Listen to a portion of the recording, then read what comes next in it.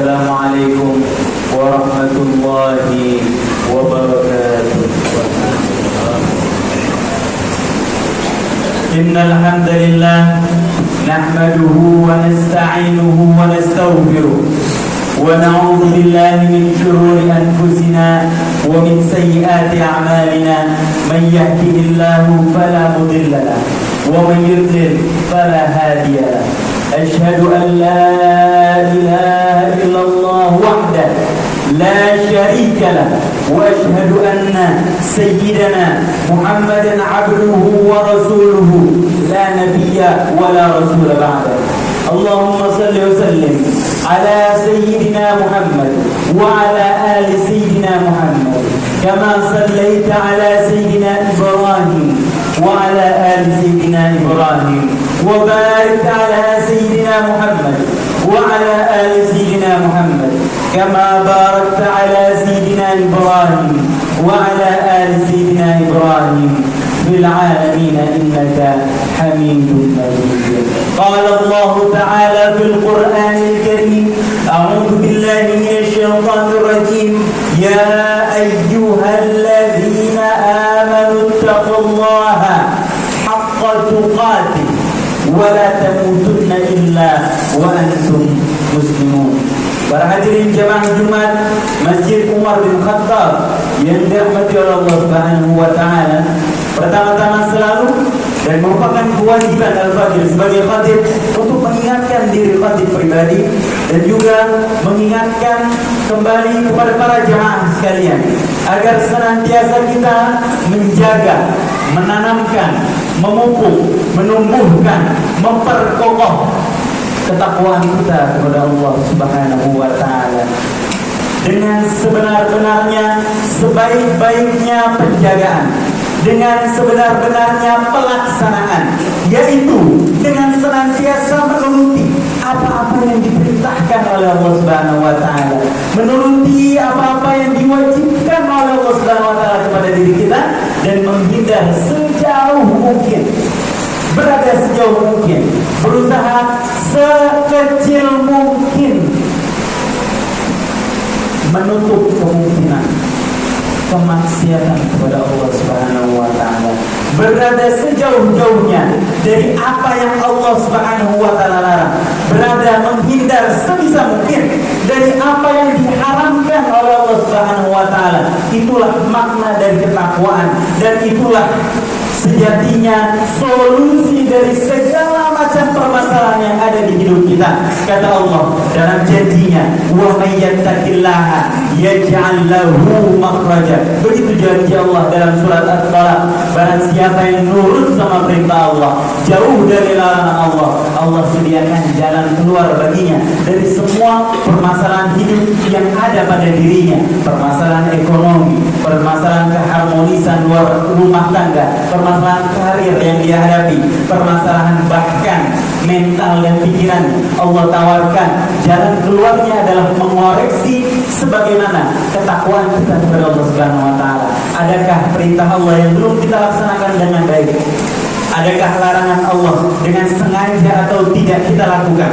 Karena jika ada hal yang kita larang, yang dilarang Allah kita lakukan, kalau ada kekurangan dari kewajiban Allah Subhanahu wa taala terhadap diri kita, kekurangan kita dalam menjalani ketaatan kepada Allah Subhanahu wa taala, dan sengaja atau tidak kita melaksanakan keharaman apa yang dilarang oleh Allah Subhanahu wa taala, hal itulah yang akan mendatangkan permasalahan di dalam hidup kita.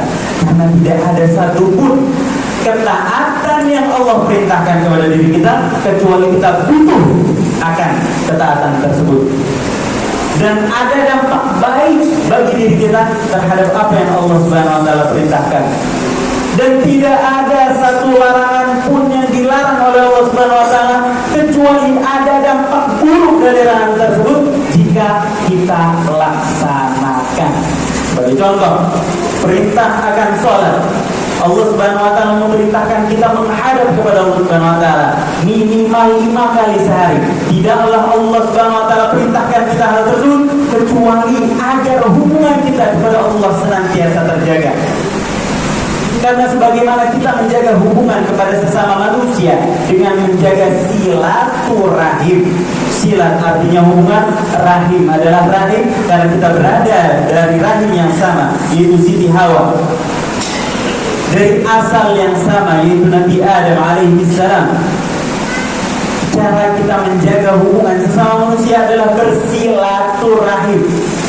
Asal kata yang sama, silat dan sholat.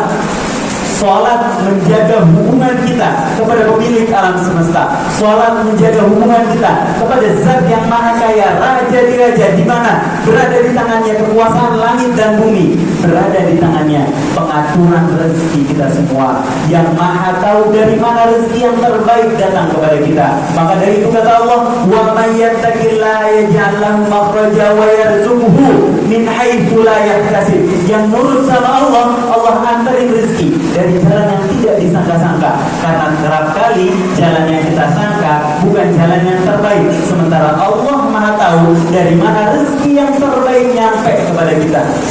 Dalam bentuk apa rezeki yang terbaik nyampe kepada kita, kapan waktu yang terbaik rezeki nyampe kepada kita, Allah yang Maha tahu. Tugas kita jalanin ketaatan sama Allah Subhanahu wa taala. Jaga hubungan kita dengan sholat. Allah nyuruh kita, manggil kita dalam azan 5 kali sehari. Dalam firman-Nya, wasta'inu, kita tolong sama Allah Subhanahu wa taala bis-sabri was-shalah, dengan wasilah sabar, daya tahan kita menghadapi ujian yang Allah berikan. Sabar menahan diri dari kemaksiatan kepada Allah Subhanahu wa taala, menahan diri untuk tidak mengkonsumsi apa yang diharamkan oleh Allah Subhanahu wa taala. Sabar, dan sabar disertai dengan sholat. Minta tolong sama Allah Subhanahu wa taala bis-sabri was-shalah, dengan sabar dan jaga hubungan kita dengan Allah Subhanahu wa taala dalam sholat kita. Lihatlah betapa Allah sayangnya sama kita, karena dari perintah itu Allah ingin memperkuat hubungannya dengan kita sebagai hamba Allah Subhanahu wa taala. Para hadirin jemaah Jumat yang dirahmati Allah Subhanahu wa taala, kalau kita mau ketemu sama gubernur, kita akan melewati protokoler yang luar biasa panjang. Apalagi bertemu dengan presiden, kita akan melewati protokoler yang begitu panjang, kerumitan yang begitu susah. Dan ketika kita bertemu, kita belum tentu mendapatkan manfaat dari pertemuan tersebut.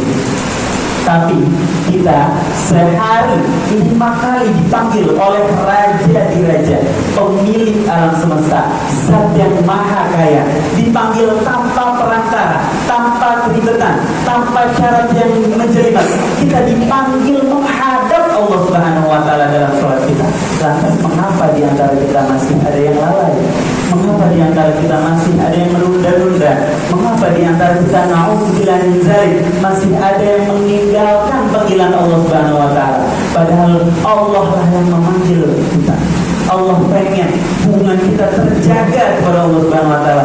Hubungan kita kuat dengan Allah Subhanahu wa taala. Dari hubungan yang kuat itu, Allah akan mudahkan jalan kita menuju keridhaan Allah Subhanahu wa taala. Wa anna hadza sirati mustaqiman fattabi'uh.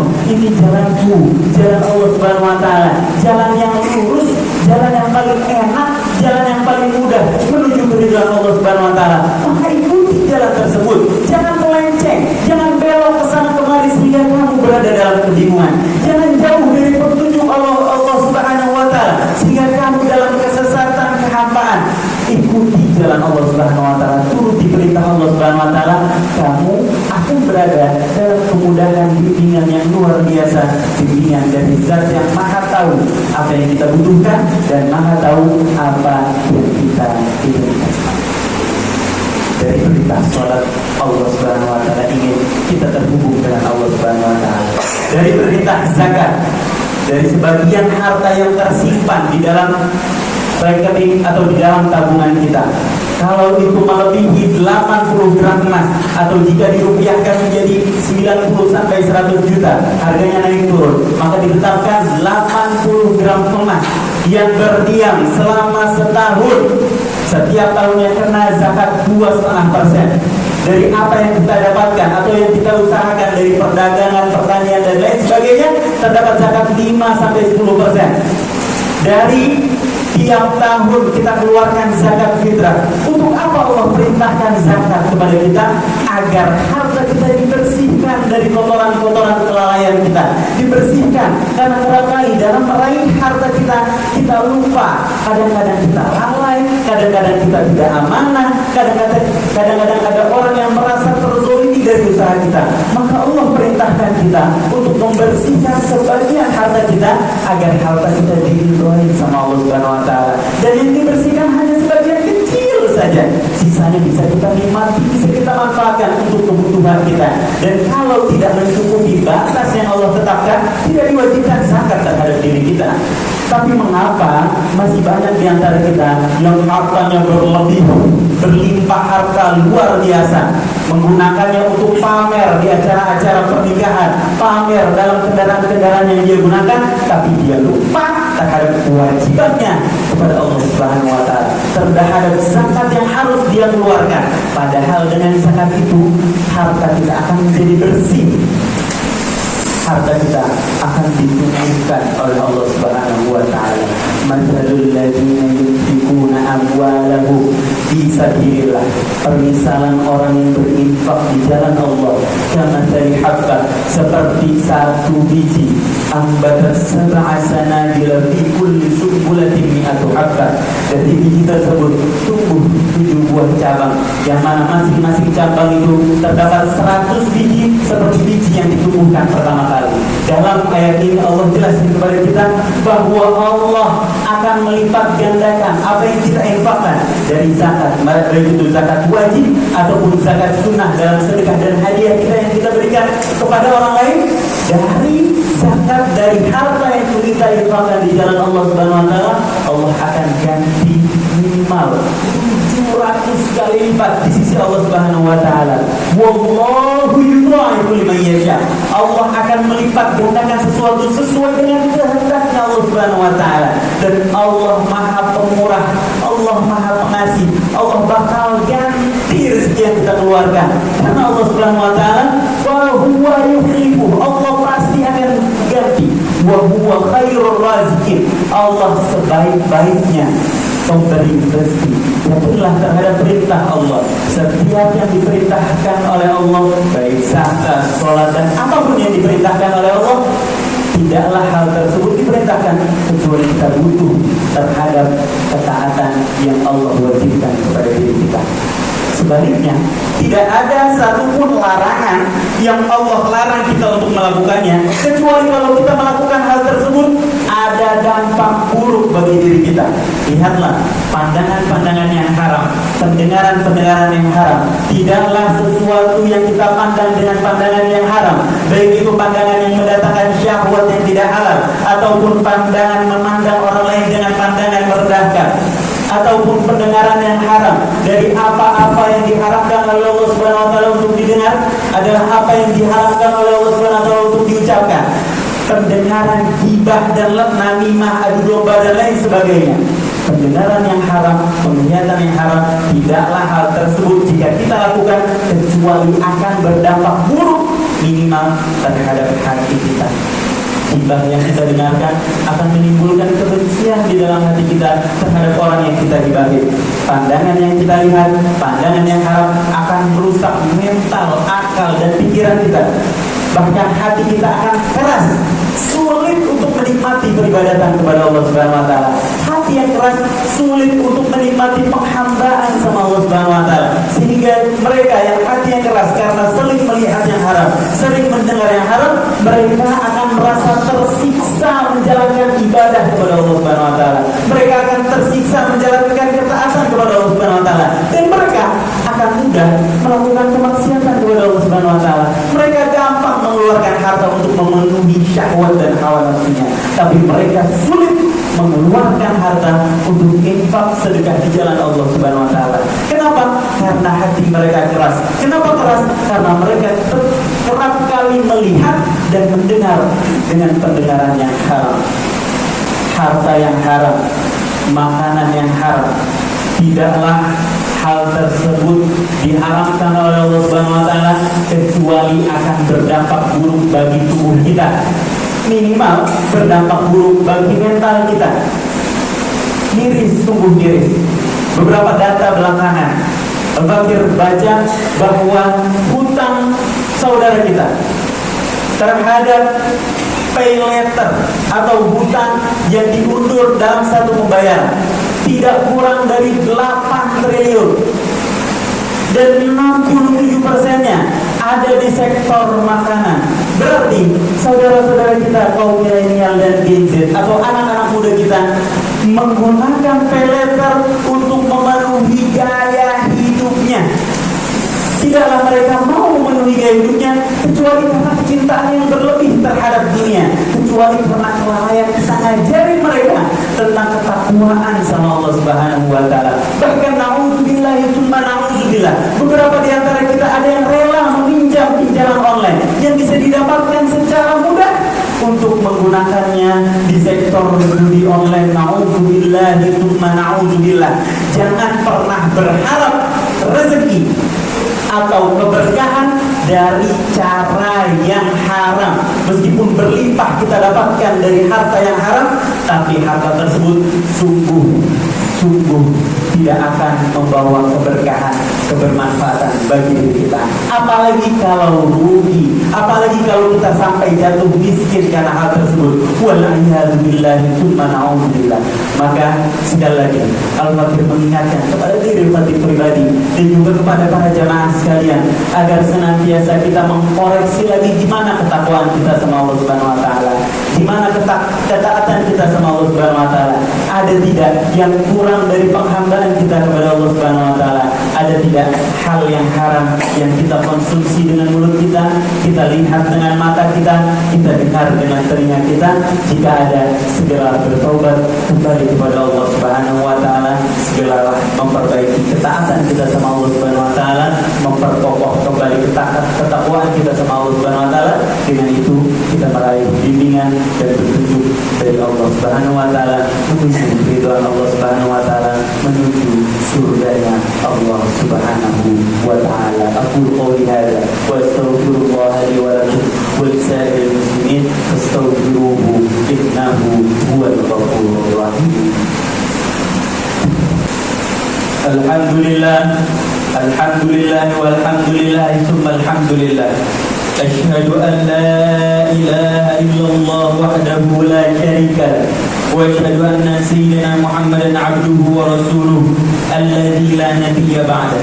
اللهم صل وسلم على نبينا محمد وعلى آله وأصحابه ومن تبعهم بإحسان إلى يوم القيامة. أما بعد، فيا أيها الناس أوصيكم ونفسي بتقوى الله وقد فاز المتقون. وقال الله تعالى: أعوذ بالله من الشيطان الرجيم. إن الله وملائكته يصلون على النبي يا أيها الذين آمنوا صلوا عليه وسلموا تسليما. اللهم صل على سيدنا محمد وعلى آل سيدنا محمد. اللهم اغفر للمسلمين والمسلمات والمؤمنين والمؤمنات الأحياء منهم والأموات إنك سميع قريب مجيب الدعوات ويا قاضي الحاجات. اللهم ارفع عنا البلاء والوباء والزلازل والمحن وسوء الفتن ما ظهر منها وما بطن عن بلدنا إندونيسيا هذا خاصة وعن سائر البلدان المسلمين عامة يا رب العالمين. اللهم انصر إخواننا المسلمين في فلسطين. اللهم انصر إخواننا المجاهدين في فلسطين. اللهم انصر إخواننا المسلمين والمجاهدين في فلسطين. اللهم وحد صفوفهم. اللهم أنزل السكينة في قلوبهم. اللهم انصر من نصر الدين واخذل من خذل المؤمنين. اللهم دمر أعداءك أعداء الدين يا قوي يا متين يا قوي يا متين يا قوي يا متين بحق سيد المرسلين وعلى آله وصحبه وسلم. وارزقنا كمال المتابعة له ظاهر وباطنا في عافية وسلامة. اللهم أرنا الحق حقا وارزقنا اتباعه وارنا الباطل باطلا وارزقنا اجتنابه.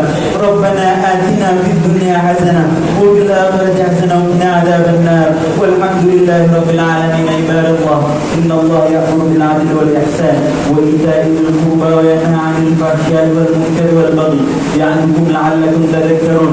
فاذكروا الله العظيم يذكركم واشكروه على نعمه يزدكم واسألوه من فضله يعطكم ولذكر الله أكبر.